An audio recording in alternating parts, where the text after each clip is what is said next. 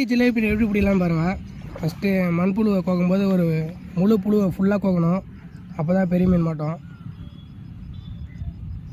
பாதி இந்த மாதிரி தொங்குற மாதிரி போடுங்க.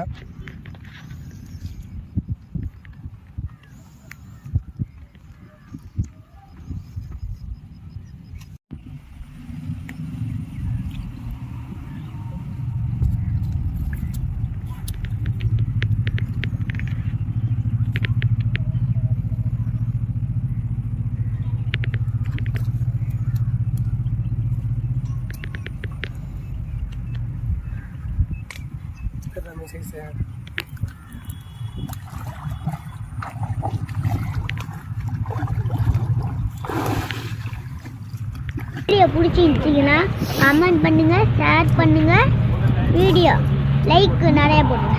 அவ்வளோதான் நண்பர்களே, நம்ம மீன் பிடிக்க வந்து பொழுது போயிடுச்சு. நம்மளுக்கு கிடைச்சது இந்த மீன் மட்டும்தான். பாருங்கள் எவ்வளோ பெரிய ஜிலேபி கிடச்சிருக்கு.